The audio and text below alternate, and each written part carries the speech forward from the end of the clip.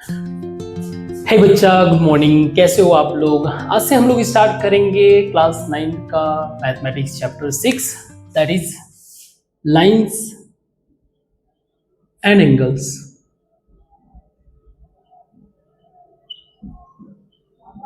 So last class में हम लोगों ने पढ़ा था कि कैसे यूक्लिड्स के पोस्टुलेट्स और जो एक्सियोम्स थे हेल्प कर रहे थे इन सारी चीज़ों को, जो जियोमेट्रिक स्ट्रक्चर है उसका एक fundamental definition banana.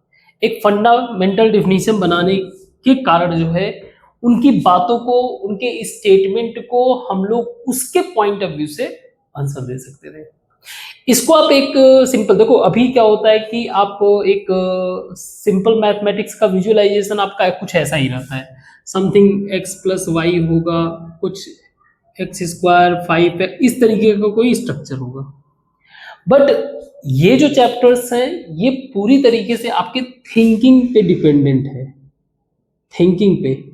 And thinking का मतलब आपका थॉट प्रोसेस कुछ इस तरीके से वर्क करता है कि अगर उसको कोई एंड ना मिले तो वो उसी में कुछ ना कुछ क्रिएट करता रहता है।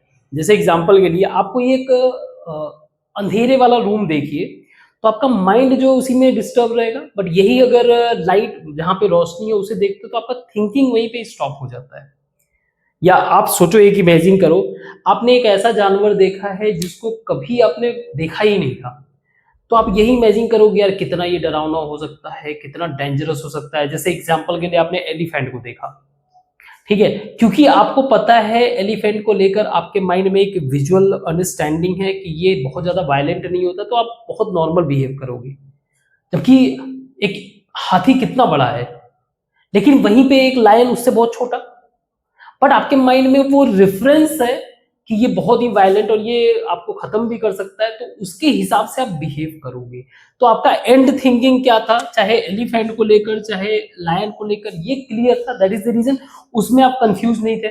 अब यही इमेजिन करोगे आपको पता ही ना हो तो, आपको नहीं पता कि लायन कैसे बिहेव करेगा, एलिफेंट कैसे बिहेव करेगा, तो आप अपने ही माइंड में बस थियरीज क्रिएट करते रहोगे, अच्छा ये ऐसे करेगा वैसे करेगा, और आप एक रॉन्ग स्टेप ले लोगे।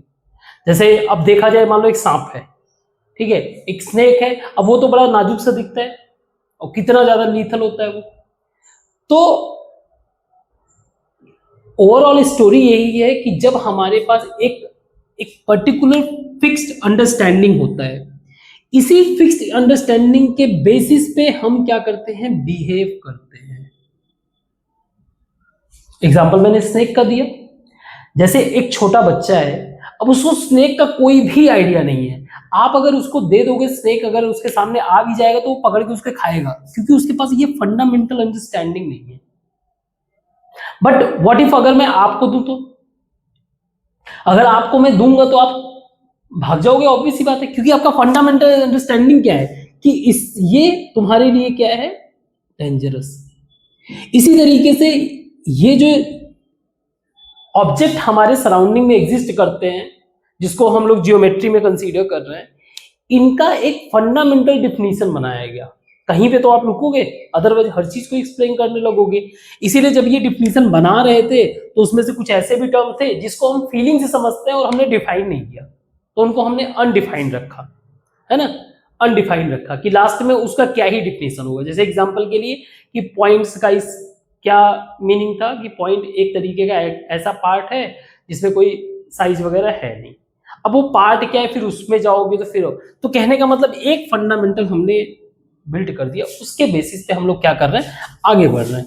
तो लास्ट क्लास में हमने पढ़ा था लाइंस के बारे में, लास्ट क्लास में लाइंस के बारे में पढ़ा था, पोस्टुलेट्स में, एक्सियोम के, कि लाइन जो होगा between two points, between two points there is a line, ठीक है, क्लियर। और दूसरी बात, जब व्हेन, अब ये इसका क्या कह सकते हो, डिडक्शन है। जब टू लाइंस इंटरसेक्ट तो ये फॉर्म करते हैं एंगल, ठीक है। एक लाइन है, एक और लाइन, दूसरा लाइन, जब ये आपस में इंटरसेक्ट करे तो ये फॉर्म करते हैं एंगल, और हमने जो है एग्जाम्पल के पॉइंट ऑफ व्यू से देखा भी था। तो अगला जो हमारा पड़ाव है एंगल को समझना, तो आगे हम लोग इस चैप्टर में पढ़ेंगे कि एंगल क्या होता है। इवन जो हमने अभी तक लाइन को जो पढ़ा हुआ है वो बहुत ही बेसिक डिफिनेशन था, बहुत ही बेसिक अंडरस्टैंडिंग था। उसके आगे बहुत सारी चीजें बिल्ट हो गई है। जैसे एग्जाम्पल के लिए अगर कोई मुझसे पूछे तो कि मैं कहाँ रहता हूं, मैंने कहा कि मैं रहता हूं हरियाणा में, सपोज, ठीक है, तो ये बहुत ही जनरल और बेसिक इंफॉर्मेशन है, जनरल और बेसिक है। अब हरियाणा में तो कहीं भी रह सकता हूं ना। ऐसे ही अभी जो शुरुआत में दिया गया था लाइंस का बहुत ही बेसिक अंडरस्टैंडिंग था। एंगल्स के बारे में भी बहुत बेसिक बातें हमें पता है कि दो लाइंस के बीच में एंगल फॉर्म होता है ना। अब जो हम लोग चैप्टर पढ़ रहे हैं लाइंस एंड एंगल, तो इसमें हम लोग थोड़ा डिटेल में देखेंगे, बट इसके सिग्निफिकेंस को समझो। It has a huge significance.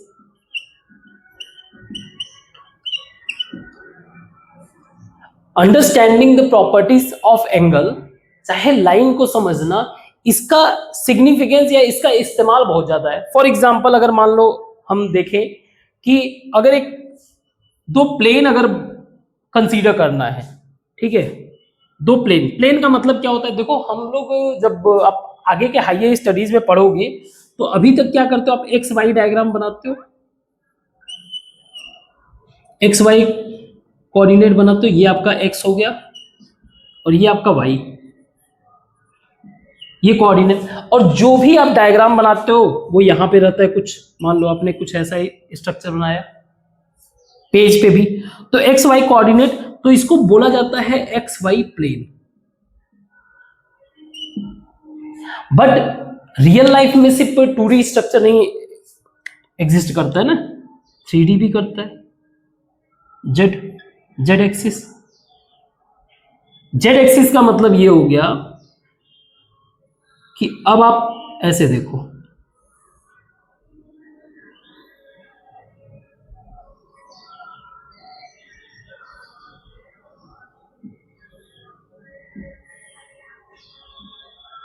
ठीक है, तो ये तो हुआ एक्स वाई प्लेन, ये एक्स वाई, ये हो जाएगा आपका, ये आपका जेड है, ये हो जाएगा, ये आपका हो जाएगा वाई जेड प्लेन। तो आप 3D में जब इमेजिन करते हो तो ये सारे अलग अलग प्लेन्स होते हैं। तो अगर मान लो कोई ऑब्जेक्ट यहां पे है और कोई ऑब्जेक्ट यहां पे है, तो ये आपस में कैसे कनेक्टेड है ये भी एंगल से पता चल रहा है। मींस एक सरफेस प्लेन दूसरे सरफेस प्लेन से कैसे कनेक्टेड है ये भी हमें एंगल से ही, यानी कि हमें अंडरस्टैंडिंग ऑफ एंगल होना चाहिए। तो ये तो हुआ किताबी बातें। What about real life significance? मान लो आपको एक घर बनाना है, ठीक है, तो घर का अगर आप मॉडल बनाओगे तो समथिंग लाइक दिस। मान लो एक बार के लिए सिंपल घर का एक मॉडल बना रहे हैं, तो यू विल कम अक्रॉस कि इसमें दो पैरेलल लाइंस है, पैरेलल, या कह सकते हो इनमें लाइंस किस तरीके के, पैरेलल लाइंस, जो हमने पहले ही पढ़ रखा है ना। पैरेलल लाइंस वो लाइन जिनको हम लोग इनफाइनाइट तक अगर एक्सटेंड करें तो ये कहीं से भी एक दूसरे को कट ना करें, ठीक है, तो पैरेलल लाइंस फर्स्ट थिंग। आप यहां पे इंटरसेक्टिंग लाइन भी देख रहे हो, इंटरसेक्टिंग लाइंस, जैसे ये इंटरसेक्टिंग लाइंस है ना, ये इंटरसेक्टिंग लाइंस है। अब ये दोनों जहां पे इंटरसेक्ट कर रहे हैं they are forming some angles, तो इसके कारण क्या हो रहा है, एंगल फॉर्म कर रहा है। और अगर छोटा सा भी, अगर आपको एंगल का अंडरस्टैंडिंग ना रहे, आपने एंगल में थोड़ा सा भी ट्विक किया तो वो स्ट्रक्चर पूरा का पूरा इररिलेवेंट हो जाएगा। आप आगे हायर क्लासेस में पढ़ोगे कि कितना ज्यादा, जैसे हमें क्या करना रहता है जब एक स्ट्रक्चर बनाते हैं, आर्किटेक्चर वगैरह आप बनोगे, सपोज करो आपने इस तरीके का कोई ऑब्जेक्ट बनाया, मान लो कोई एक ऑब्जेक्ट है, इस तरीके का स्ट्रक्चर है, पिलर वगैरह बना हुआ है। अब इस पे, इस पर्टिकुलर स्ट्रक्चर पे हमें फोर्स एनालिसिस करना है। तो हमने क्या किया, इस सबको ओपन कर दिया और कुछ ऐसा लिया कि जैसे मान लो सिर्फ हमने इस ऑब्जेक्ट को लिया, इसको, कि इस पे फोर्स कहां कहां और कैसे कैसे लग रहा है। एक फोर्स हमने लाइन के ही हेल्प से बस सॉल्व कर रहे हैं, तो लाइन का अंडरस्टैंडिंग होना चाहिए, कितने एंगल पे ये फोर्स बन रहा है ये क्लियर होना चाहिए, उसको करेक्ट करने की अंडरस्टैंडिंग होनी चाहिए। So that is the reason significance of line and angle. और सिर्फ इतना ही नहीं, हमने बचपन में, मतलब अभी तो आपका बचपन ही है, साइंस के प्रोजेक्ट की अगर बात करें, कुछ मान लो हमें लाइट के प्रॉपर्टीज को समझना था, लाइट के प्रॉपर्टीज को, लाइट के प्रॉपर्टीज जैसे कि रिफ्रैक्शन, मान लो रिफ्रैक्शन की प्रॉपर्टी, तो हमने जो है लाइट के रेज का इस्तेमाल किया, अलग अलग मीडियम से पास कराया, अलग अलग मीडियम से पास कराया, जिससे हमें यह दिखा कि लाइट जो था वो कैसे डिफ्लेक्ट कर रहा है, जिससे हमें उसकी रिफ्रैक्शन प्रॉपर्टी पता चलता है कि जब वो अलग मीडियम से जाता है डेंसिटी के कारण उसमें क्या आता है, थोड़ा सा reflection. So the point is, इसका सिग्निफिकेंस आप इमेजिन कर सकते हो। सिर्फ इतना ही नहीं, आप जो है किसी टावर, अगर मान लो कोई घर ही है टावर, इसकी हाइट पता करना हो, सपोज इसका हाइट पता करना हो, मान लो यहाँ पे कोई एक पॉइंट है, तो अगर हम लोग बेसिक डिस्टेंस इसका पता कर ले और ये एंगल, मान लो ये हमारा ऑब्जर्वेशनल पॉइंट है, यहां से हम लोग ऑब्जर्व कर रहे हैं सपोज,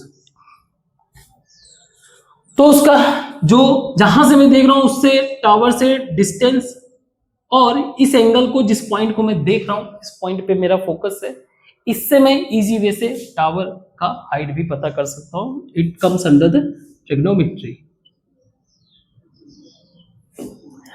तो आप इसके सिग्निफिकेंस को समझ सकते हो।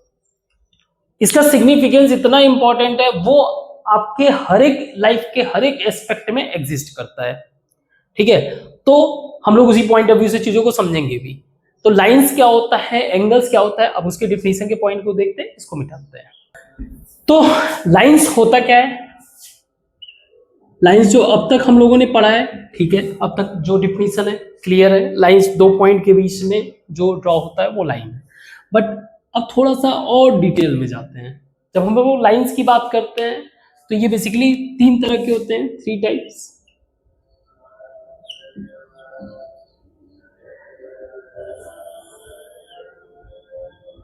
एक फर्स्ट जिसको बोलते हैं लाइन, हम लोग लाइन शब्द उसके लिए यूज करेंगे जिसके पास नो एंड पॉइंट्स। इसका मतलब क्या है, कहीं पे अगर लाइन ड्रॉ है, एक लाइन ड्रॉ है, तो इट गिव्स अस अपॉर्चुनिटी कि हम इसको इनफाइनाइट टाइम तक एक्सटेंड कर सकते हैं। ठीक है, इनफाइनाइट टाइम्स तक एक्सटेंड कर सकते हैं। So the first definition of line, जब हम लोग लाइन शब्द यूज करेंगे तो इसका मतलब है कि इसको हम लोग इनफाइनाइट टाइम्स तक एक्सटेंड कर सकते हैं। सेकेंड हम लोग बोलते हैं two line segment. Segment means line का वो पार्ट, लाइन का वो part, that part of line, that part of line which has two end points। इसका मतलब क्या है, मतलब मैंने इसमें से कुछ पिक करके निकाल दिया कि ये मेरा जो है लाइन सेगमेंट है जिसका फिक्स एंड पॉइंट्स है। सो द पॉइंट इज, जो इंपॉर्टेंट है ध्यान में रखना कि इसके फिक्स्ड एंड पॉइंट्स है। पॉइंट्स हम लोगों ने पहले पढ़ रखा है, ठीक है, ठीक। थर्ड हमारा आता है लाइंस में ही, इसको बोलते हैं हम लोग रे। थर्ड है हमारा रेज। ठीक है, हम लोग इसी मेन लाइन से निकाल रहे हैं। तो रे क्या है? That part of line, that part of line which has only one end points, सिर्फ एक एंड पॉइंट होगा। मीन्स मैंने इस लाइन में से कुछ पिक किया, थोड़ा सा पोर्शन कहीं से कट करके, उसका एक एंड पॉइंट है और ये लाइन, यानी कि ये मुझे एक आइडिया ये भी दे रहा है कि इसको मतलब मैं जहां तक चाहूं वहां तक एक्सटेंड कर सकता हूं इनफाइनाइट टाइम्स। सो दैट्स, अभी तक हम लोगों ने लाइन के बारे में जनरल एस्पेक्ट डील किया था। Now we are going to little bit specific, कि लाइन बेसिकली एक ऐसा लाइन है जो जिसके पास कोई भी एंड पॉइंट्स नहीं है। मींस इसका मतलब ही है कि इसको हम लोग इनफाइनाइट टाइम तक एक्सटेंड कर सकते हैं, एक्सटेंड। और अगर हमें इसको सिंबलाइज करना हो तो हम लोग इसको ऐसे सिंबलाइज करते हैं कि ये लाइन है। अगर मान लो ये ए बी कोई लाइन है तो A be something like this. वहीं अगर इसको सिंबलाइज करना हो कि एक ऐसा लाइन है जो फिक्स पॉइंट यानी लाइन सेगमेंट को, समथिंग लाइक दिस। और अगर इसको रिप्रेजेंट करना है तो दिस इज एक एरो रिप्रेजेंट कर रहा है कि ये आगे एक्सटेंड कर सकता है। ये रिप्रेजेंट कर रहा है दोनों ही साइड में आगे एक्सटेंड कर सकता है। अपार्ट फ्रॉम दैट, इसके अलावा हम लोग जो जनरल मैथमेटिक्स वगैरह में पढ़ते हैं तो इसको सिंपल लेटर, स्मॉल लेटर से भी सिंबलाइज करते हैं, स्मॉल लेटर से, जैसे कि एल एम एन, इस तरीके के कुछ भी पिक कर सकते हो, ए बी सी सब चलेगा। ठीक है, सो आई होप कि आपको लाइन समझ में आया। अब इसी से हम लोग आगे बढ़ते हैं और हम समझते हैं एंगल क्या होता है। ठीक है, अगला जो हमारा स्टेप है वो है एंगल। तो एंगल का मतलब क्या होता है पहले ये समझो। जब हम लोग बात करते हैं, कुछ भी आप पिक कर लो, when we talk about, suppose करो हम लोग बात कर रहे हैं समोसे के बारे में, तो समोसे के बारे में आपको क्लियर कट आइडिया है कि उसका एक ट्रायंगल टाइप का स्ट्रक्चर होगा, उसके अंदर आलू होगा, इस तरीके से। शुगर की अगर मैं शब्द बोलूं, शुगर तो आपको पता है कि शुगर को हम लोग चाय वाय में डालते हैं, खाते हैं, मीठा लगता है, सारा चीज क्लियर होता है। तो जब हम लोग एंगल की बात करते हैं, हम लोग बात करते हैं किसी कॉर्नर के बारे में। ठीक है, किसी कॉर्नर के बारे में हम लोग बात करते हैं। समहाउ इसमें कुछ आप कह सकते हो टर्निंग के बारे में बात करते हैं एक तरीके से। It is about the turning. अब हमें क्या लेना है, हमें हमारा, आप इसके आगे आप माइंड अभी ब्लैंक समझो, हमें कुछ नहीं पता, हमारे पास रेफरेंस सिर्फ ये है। तो मैं एंगल को कैसे डिफाइन करूंगा? So angle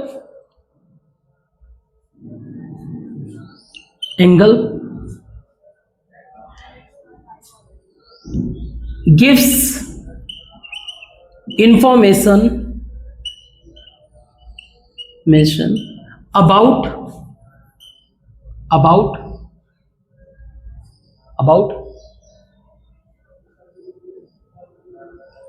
turning of one line. अभी मैं जनरल वाला यूज कर रहा हूं, one line with respect to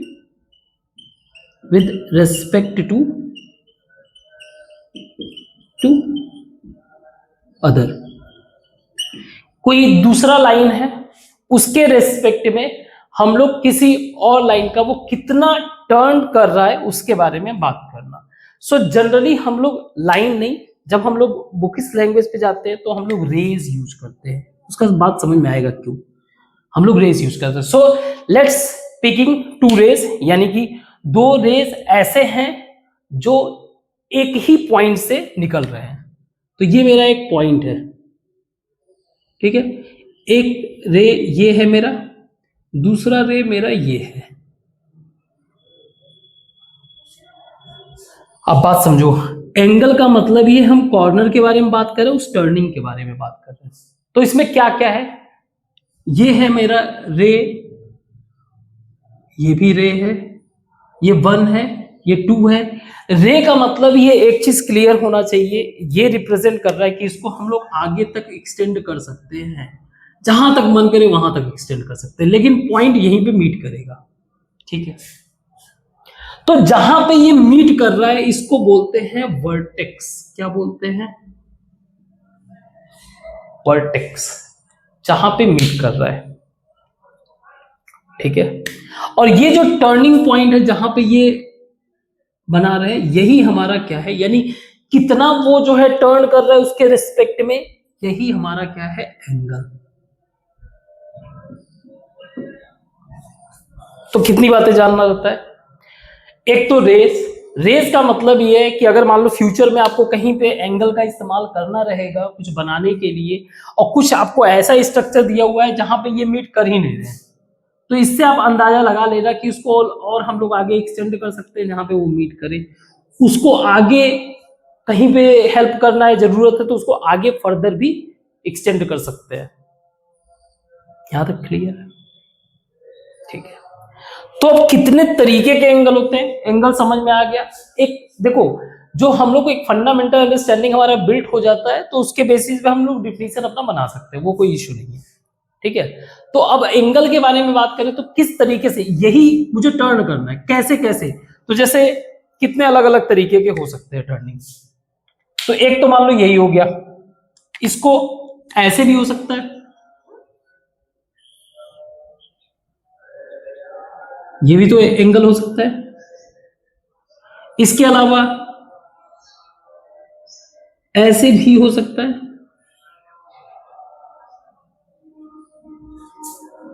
है ना। ये भी एक तरीके से टर्निंग ही है। मान लो ये पॉइंट है मेरा, एक रे इधर निकला था, एक रे इधर निकला था, तो ये भी टर्निंग ही है। और एक रे मेरा इधर निकला है और एक टर्न करके पूरा यहां पे आ गया है, तो ये भी एंगल। तो ऐसे मल्टीपल हो सकते, तो इनके नाम क्या है। जैसे जो एंगल एंगल 90 डिग्री से कम हो, राइट एंगल से कम हो, उसको हम लोग बोलते हैं एक्यूट एंगल। क्या बोलते हैं? Acute angle. जो एंगल 90 डिग्री का हो उसको बोल दिए राइट एंगल। जो एंगल 90 डिग्री से ज्यादा हो बट 180 डिग्री से कम हो, तो 90 डिग्री से तो ज्यादा हो लेकिन लेस देन 180 डिग्री, ऐसे को बोलेंगे obtuse angle. Acute, obtuse, acute का मतलब होता है शार्प, कोई चीज शार्प, और ऑब्ट्यूज का मतलब होता है ब्लंट। तो ऐसे ही है, ज्यादा कुछ उसमें डाउट नहीं है। कोई एंगल जो 180 डिग्री है, 180 डिग्री एंगल, ऐसे को बोलते हैं स्ट्रेट एंगल। स्ट्रेट एंगल कोई इस तरीके का एंगल है, यानी कि angle which is more than 180 degree, 180 degree, इसको बोलते हैं रिफ्लेक्स एंगल, है ना। कभी कभी ये टर्म यूज करते हैं ना, बॉडी को थोड़ा रिफ्लेक्स करो।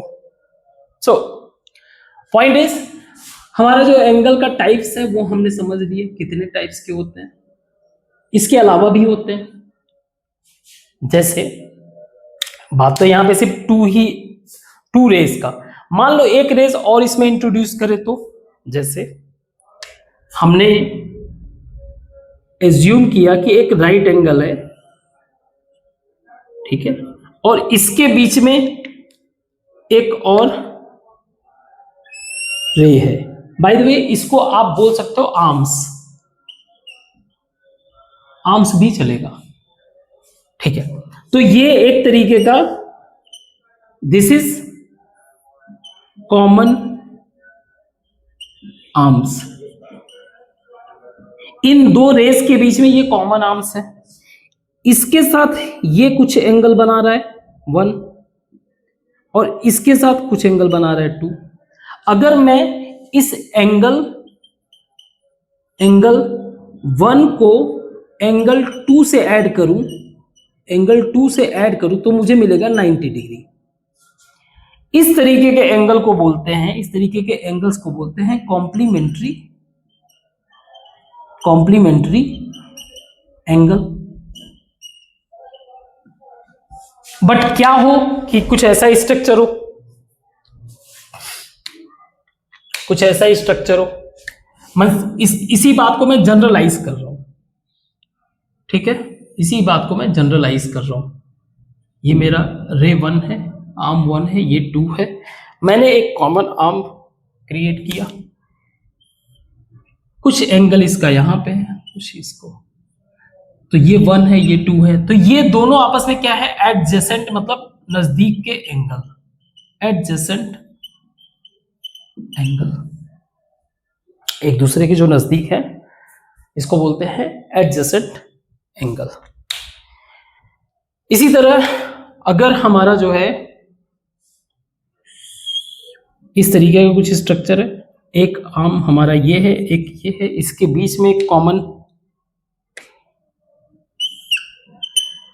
आर्म है हमारा, तो ये एंगल 2 और ये एंगल मेरा 1 और 2 को ऐड करें, एंगल 1 और प्लस एंगल 2, ये बनाता है 180 डिग्री। तो ये क्या है, हमारे सप्लीमेंट्री एंगल्स, क्या है, सप्लीमेंट्री एंगल, यानी कि वो दो एंगल्स जो 90 डिग्री बनाए वो मेरा कॉम्प्लीमेंट्री एंगल्स होगा, वो दो एंगल्स जो 180 डिग्री फॉर्म करे वो मेरा सप्लीमेंट्री एंगल होगा। ठीक है, ठीक है। अपार्ट फ्रॉम दैट हमने एक और कंसेप्ट, मतलब बेसिक अंडरस्टैंडिंग हमें ये भी समझना है कि अगर दो लाइन इंटरसेक्ट कर रहे हैं, ठीक है, दो लाइन इंटरसेक्ट कर रहे हैं, समथिंग लाइक दिस, सो यहां पे भी एंगल बन रहा है,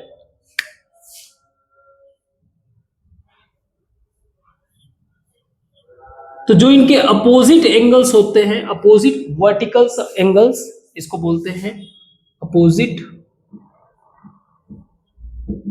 वर्टिकल एंगल्स, ये आपस में बराबर होते हैं। जैसे ये इसके बराबर होगा, ये इसके बराबर होगा, ठीक है। पैरेलल लाइन, इंटरसेक्टिंग लाइन के बारे में हमें पता है, इंटरसेक्टिंग लाइन हमने डील कर लिया। When it comes to the parallel line, खास बात क्या रहता है, these are the non intersecting lines, ये कभी भी एक दूसरे से इंटरसेक्ट नहीं करते हैं, तो इसको मैं पैरेलल लाइन को ये भी बोल सकता हूं नॉन इंटरसेक्टिंग। एंड खास बात ये रहेगा, आप इसको इनफाइनाइट टाइम तक एक्सटेंड करो, one thing you will find constant, that is the perpendicular distance between two parallel lines will always be constant. अगर कांस्टेंट नहीं रहेगा तो फिर कोई मतलब नहीं। जैसे एग्जांपल के लिए मान लो ये मेरा दो लाइंस हैं जो पैरेलल नहीं है। पैरेलल नहीं होने का मतलब ये है कि ये कहीं ना कहीं इनके जो परपेंडिकुलर डिस्टेंस है आपस में, distance between these two lines, ये चेंज हो रहे हैं, तो ये कहीं ना कहीं जाके क्या करेंगे, इंटरसेक्ट करेंगे। क्योंकि लाइन है तो इसको हम लोग क्या कर सकते हैं, एक्सटेंड कर सकते हैं, ये एक्सटेंड यहाँ पे एक जगह। और हमें ये भी पढ़ा था कि दो लाइन आपस में सिर्फ एक ही जगह इंटरसेक्ट कर सकती है, वो भी यहाँ पे। इसके अलावा आप कोशिश कर लो, कहीं पे भी इंटरसेक्ट नहीं करने वाली, और आप इसके इधर जाओगे तो ये भी ओपन होके आगे बढ़ता चला जाएगा। ठीक है, सो आई होप कि आपको ये बेसिक अंडरस्टैंडिंग क्लियर हुआ। ठीक है, इसको मिटाते हैं, आगे डिस्कस करते हैं। तो हमने देखा सप्लीमेंट्री एंगल के बारे में, काफी कुछ पीछे हम लोगों ने डिस्कस किया अभी। अब देखते हैं सप्लीमेंट्री एंगल का रेफरेंस लेके आगे डिस्कस करते हैं। सप्लीमेंट्री एंगल, हमें पता है कि सप्लीमेंट्री एंगल जो है वो एंगल्स होते हैं जिनके एडजेसेंट एंगल जो है क्या हो 180 डिग्री। 1 सेकेंड। तो अगर मैं मान लूं इसको O A B C, और जब बात आती है एंगल को रिप्रेजेंट करने का तो हम लोग ऐसे ही रिप्रेजेंट करते हैं। ए, जिस एंगल को रिप्रेजेंट करना है उसको बीच में लिखो, बी यानी कि AOB मैं इसको रिप्रेजेंट कर रहा हूं, plus angle AOC is equal to 180 degree. इसको ये भी बोला जाता है linear pair of angle.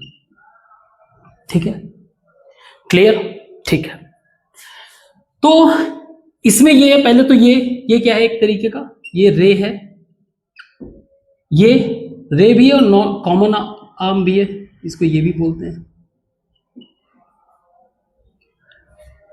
Apart from that these are the non common arms, non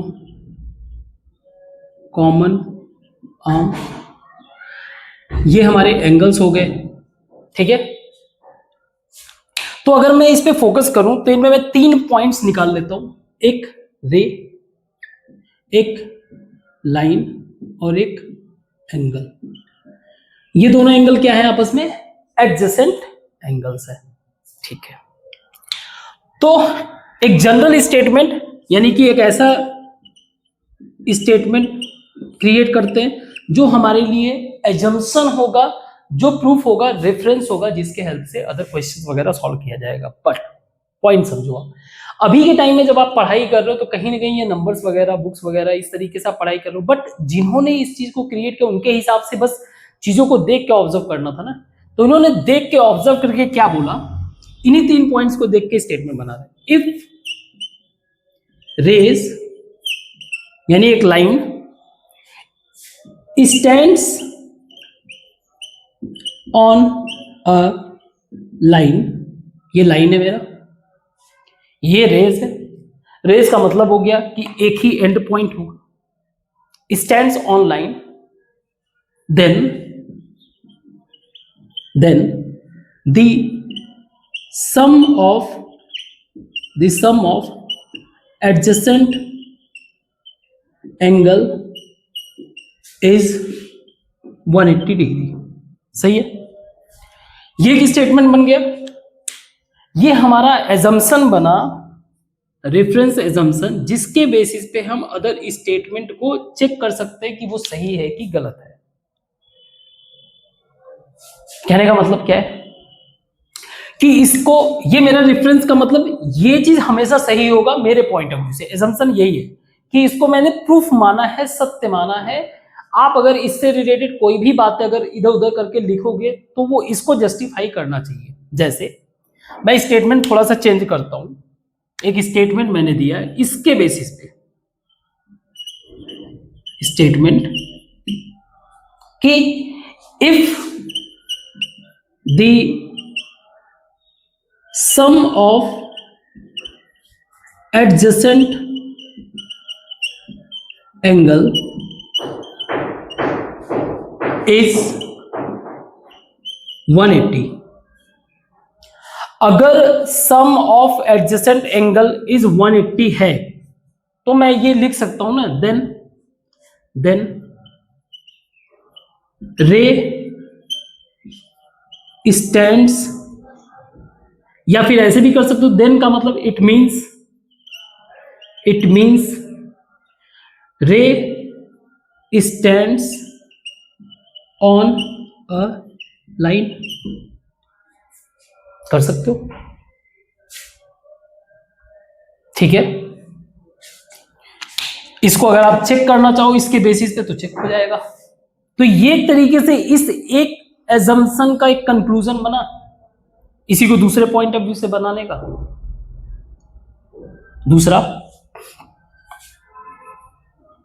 दूसरा एक्सियोम है कि इफ सम ऑफ, यानी ये जो बना अब इसके रेफरेंस पे, if sum of the adjacent angle is 180, if sum of the adjacent angle is 180, then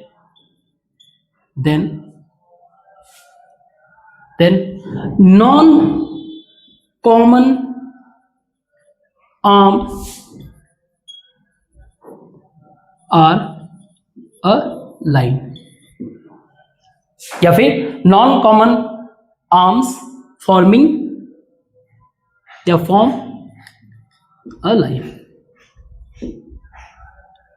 अब ये देखो, इसके बेसिस पे मैंने ये कंक्लूजन ड्रॉ किया, यानी कि ये ऑब्जर्वेशन के बेसिस पे मैंने एक एक्सियोम क्रिएट किया। बाद में जब एक स्टेटमेंट आया तो इसको मैं इससे क्रॉस चेक कर सकता हूं, और इसके बेसिस पे, इस स्टेटमेंट के बेसिस पे मैंने ये क्रिएट कर दिया। ये इंपॉर्टेंट चीज ये है, ये याद रखना, ये दोनों ही क्या है, एजम्पशन है। क्या है? एजम्पशन, जिसको हम लोग without proof we are considering truth. तो जब कोई थ्योरम है, जैसे एग्जांपल के लिए कोई थ्योरम है, तो थ्योरम को हमें प्रूफ करना पड़ेगा, और प्रूफ करने के लिए रेफरेंस क्या लेंगे? यही लेंगे। जैसे थ्योरम ये है, इसको मिटाते हैं। थ्योरम ये है कि if two lines intersect each other vertically, इसको मिटा दूं मैं।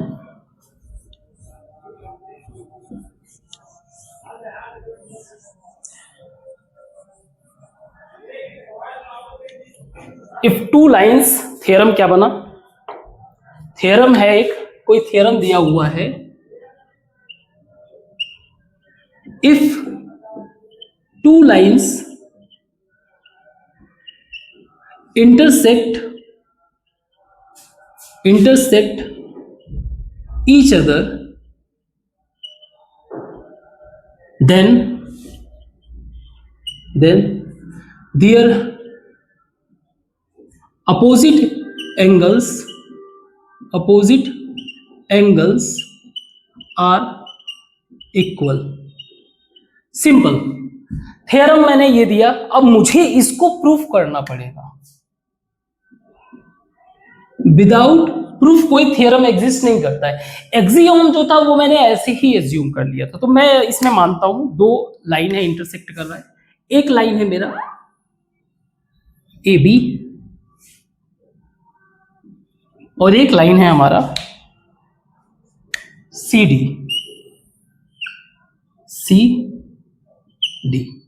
यहां पे इंटरसेक्ट कर रहा है, this is the point at which both lines are intersecting. इसके हिसाब से क्या कहना है कि ये जो एंगल है, मान लो x, ये एंगल इसके बराबर होगा y के, और ये जो एंगल होगा, मान लो a, ये इसके बराबर होगा b के। तो अगर मान लो इसको मैं o मान लूं, इसके हिसाब से हमें ये प्रूफ करना है कि प्रूफ करो कि angle AOC is equal to angle DOB and angle AOD is equal to angle BOC। तो हम लोग क्या करते हैं, हम लोग जो है इसी, अभी जो हम लोगों ने एक्सियोम डिस्कस किया, लेट अस टेक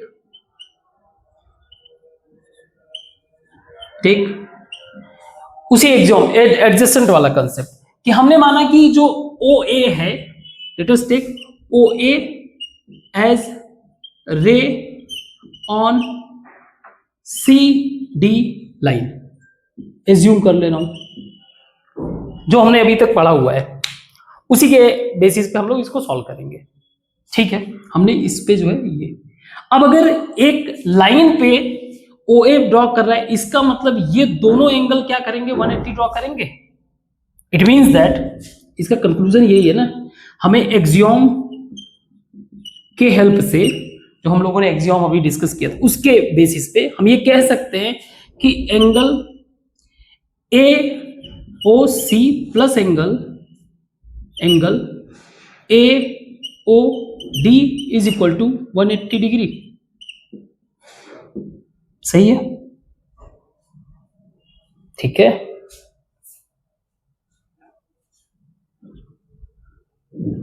ठीक, 180 डिग्री। सिमिलरली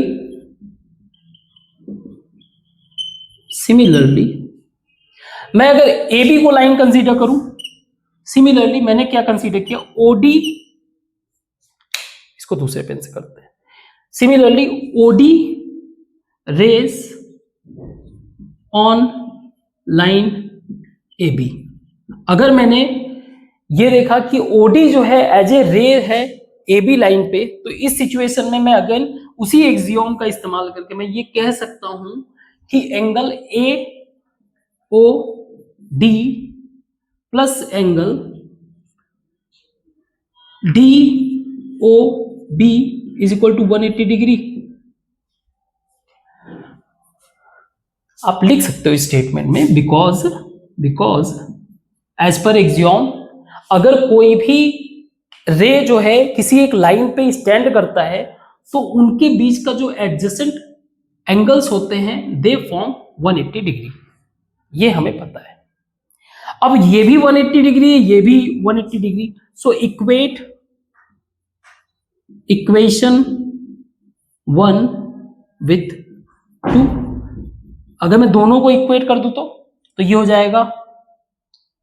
जाएगा angle A O C plus angle A O D is equal to angle A O D plus angle D O B. दोनों तरफ ये सेम है, ये कट गया, बचा क्या, A O C is equal to angle D O B. हमारा proof क्या करना था, A O C is equal to D O B, proved. Similarly आप दूसरे साइड में भी अगर करोगे, similarly you will find, similarly आप अभी ये वाला हमने रे कंसीडर की था, अब इसको कंसीडर कर लेना तो इसके रेफरेंस में मिल जाएगा। तो similarly we can conclude angle A O D is equal to angle D O C. I hope you get my point कि जब भी थियरम रहेगा it will prove on the basis of axiom, जो हमने डिस्कस किया। Axiom को हम लोग एक ऑब्जर्वेशनल स्टेटमेंट के फॉर्म में क्रिएट करते हैं, एज्यूम करते हैं, but consider as a truth. उसी के बेसिस पे आगे सारे प्रॉब्लम्स को सॉल्व करते हैं। आगे ये जितने भी क्वेश्चंस वगैरह हैं ऐसे ही हम लोग थ्योरम प्रूव करते जाएंगे, स्टेटमेंट्स बनाते जाएंगे और फर्दर क्वेश्चन सॉल्व करते जाएंगे। आई होप आपको समझ में आया होगा, मजा आया होगा। बाकी की चीजों को हम लोग कल करते हैं, ठीक है। Thank you.